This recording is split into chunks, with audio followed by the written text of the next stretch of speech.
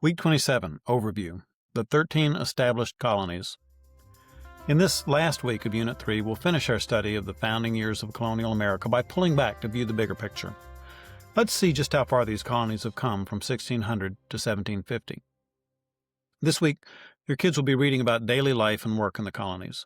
Some will be reading about colonial craftsmanship, the life of the patriots in their youth, or daily life on a southern plantation. From the 1730s to the 1750s, all English settlements became more established and secure, and the colonists prospered. This growth brought the finer things of life. Developments in printing brought newspapers, books, almanacs, American and European literary works, and even libraries into the colonies. Colonists who were prosperous enough to enjoy free time formed clubs in order to pursue their interests, ranging from theological studies to scientific exploration to fox hunting. Prosperity allowed the colonists to recreate the comforts of home across the Atlantic. In many places, that meant English culture, but there were also pockets where other ethnic identities survived. The Quakers and German Pietists, misnamed the Pennsylvania Dutch, for example, kept their own unique cultures. The Puritans had their distinct ways. Other groups, however, blended more quickly into the melting pot. There were differences between the colonies in the northern, southern, and mid-Atlantic regions. The New England colonies retained much of their Puritan heritage, even though they lost much of their original religious zeal. New Englanders tended to be well-educated and independent-minded. They had metal workers, glass blowers, shipbuilders, and other craftsmen. Many were merchants who took advantage of their relative proximity to England and the many fine natural harbors of New England. The mid-Atlantic colonies were the breadbasket of America. They didn't have that many harbors, but they had excellent farmland and plenty of timber. There was more diversity in the middle colonies. They had been originally settled by Sweden and Holland, and were a haven for Catholics, Quakers, and the Pietists that we now call Pennsylvania Dutch.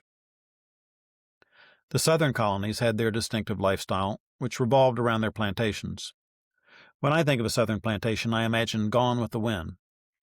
That came after the invention of the cotton gin in 1794, which transformed the southern economy. Before that, most plantation houses were fairly primitive. Many white owners lived in one-room houses, but their slaves had even more primitive quarters. Each plantation was largely independent of its neighbors, but completely dependent on its slaves.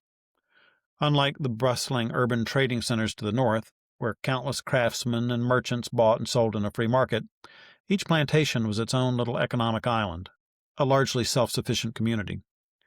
They traded cash crops like tobacco for luxury goods from Europe, but most of the everyday items on the plantation were manufactured there. Each plantation had its own butchers, bakers, and candlestick makers. Well, maybe not the silver candlesticks, which would be an imported luxury item, but certainly the candles would be made on site. Most of these skilled workmen were African slaves.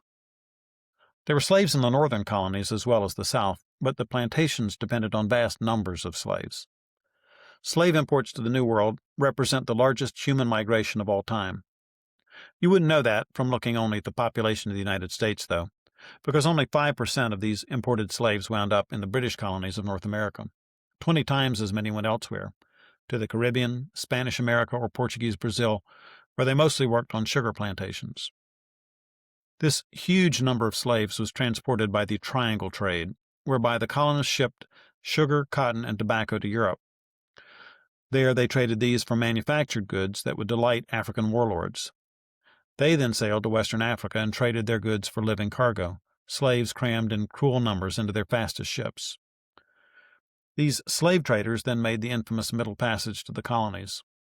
The conditions on slave ships were so awful that during the voyage, which could take anywhere from 1 to 4 months depending on weather conditions, fully 10% of the slaves were expected to die. The actual numbers on any given voyage could be much worse. When Africans arrived, they were weak, demoralized, in unfamiliar territory where they couldn't speak the language, across an entire ocean from their homelands. Resistance seemed futile. This African slavery was a new phenomenon, and it reached an ugly low in English-speaking colonies. White masters in the South feared their slaves. There were so many of them. The more there were, the more their masters felt they needed to crack down on them to maintain control, but the more they cracked down, the greater the danger of an uprising. When slaves did resist, the government responded with harsher laws with more penalties, which only led to a greater chance of slave rebellions. The American colonists were notoriously eager to insist on their own freedom. How could they talk about freedom out of one side of their mouth and endorse race-based slavery out of the other? The fact was, it was easier for Europeans to treat Africans this way because of the way they looked. They didn't look the same as their master, so white people treated black people as less than human. When their consciences protested, whites rationalized away their guilt by choosing to believe that slaves were subhuman. That made it easier to treat them worse, in a vicious circle of bad thoughts and worse actions. The slave owners didn't see it that way, though. They couldn't see how their actions would look to another generation. They didn't see how their actions looked to God, who created both black and white. For that matter, neither can we.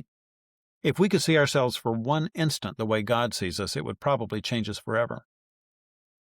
That's what happened to a number of people in New England who heard a sermon called Sinners in the Hands of an Angry God. The God that holds you over the pit of hell, much as one holds a spider, abhors you, and is dreadfully provoked. His wrath burns towards you like fire. You have offended him infinitely more than ever a stubborn rebel did his prince, and yet it is nothing but his hand that holds you from falling into the fire every moment. When the people of Enfield, Connecticut heard this sermon in 1741, they began crying, shaking, and falling down. They saw their sins, repented, and turned to God in what became known as the First Great Awakening. It began under the ministry of one man, Jonathan Edwards of Northampton, Massachusetts, but it spread across the colonies and reached Great Britain. Before it was over, English evangelists came over to help lead it, including John and Charles Wesley, the founders of the Methodist Church. As we'll study in more detail in Week 28, these evangelists traveled up and down the East Coast, preaching to huge audiences and outdoor meetings. The Great Awakening was controversial. The people who were awakened did strange things. Edwards defended the movement against criticism by saying that we should judge such manifestations by the Bible, not by our own sense of propriety. Edwards argued that the Holy Spirit's presence leaves long-lasting signs by which people can discern whether they come from God. When emotional manifestations pass, one should look to see the following fruits in the affected believer. Is there an increased esteem for Jesus? An opposition to sin and Satan's kingdom and his works? A greater desire to read the Bible? A greater desire for leading others to the truth in every aspect? An increase of love for the brethren? Despite their strange behaviors, many of the people involved in the Great Awakening showed this kind of lasting fruit. The Great Awakening left a permanent mark on the American character and on American religion. On the whole, Americans are more open in their expression of religious feelings than Europeans tend to be. Revivals and traveling evangelists have been a part of American Protestantism ever since. Jonathan Edwards, whose sermon sparked this movement, is one of the most remarkable Americans who've ever lived. He was a theologian, philosopher, scientist, pastor, and teacher, and his close study of human emotions and behavior have led some to call him America's first psychologist. Despite all this, he was fired by his own congregation when he tried to limit the Lord's Supper to those who had experienced a personal conversion. For the next 6 years, he was a missionary to the Indians. There, in the woods, he wrote some of his most important theological works, including the one that forms the basis of this week's pageant of philosophy. The Great Awakening led to a wave of new universities. Converted parents didn't want to send their children to a spiritually lifeless college. Presbyterians founded the College of New Jersey, later Princeton University, to provide an awakened alternative to Harvard and Yale. That college called Jonathan Edwards to be its president in 1757, but his time there was tragically brief. He died after being inoculated against smallpox, which was ravaging the town of Princeton. Fathers have a special reason to study Edwards' life. An investigation was made of 1,394 known descendants of Jonathan Edwards, of which 13 became college presidents, 65 college professors, 3 United States senators, 30 judges, 100 lawyers, 60 physicians, 75 Army and Navy officers, 100 preachers and missionaries, 60 authors of prominence, 1 vice president of the United States, 80 became public officials in other capacities, 295 college graduates, among whom were governors of states and ministers to foreign countries. That is an amazing legacy, but it pales in comparison to the lasting impact of the Great Awakening. Edwards's spiritual descendants in America are far more numerous. Edwards combined a profound and personal Christian experience with the latest developments in human knowledge. He believed that reason should be the servant of faith, not its judge. Edwards is just one of the Christian thinkers that rhetoric-level students have been learning about throughout this unit. We've encountered the great mathematician Blaise Pascal and Isaac Newton, the ultimate physicist. Men like these saw no conflict between faith and reason, but the European philosophes had a very different opinion. They believed that a new age of reason had enlightened humanity, freeing man from the chains of faith. There were enlightened thinkers in America, too.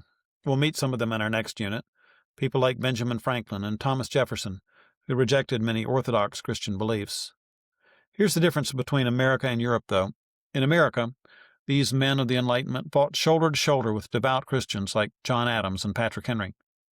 America's diversity of churches made it possible for people to work together even though they didn't share the same faith. That made it possible for Calvinists and Anglicans and Deists and Quakers to stand together against Britain. By the mid-1700s, America had its own unique character, a mixture of enlightenment and awakening, a melting pot of many different cultures. The 13 colonies were very different in some ways. There were shipyards in New England and indigo plantations in Georgia, but they were increasingly alike in others. They fought the same wars and were subject to the same kings. They heard the same evangelists and experienced the same revivals. In just a few years, they would face the same challenges, as a parliament across the sea tried to impose demands that flew in the face of their shared heritage of English liberties. We'll pick up that story in Unit 4.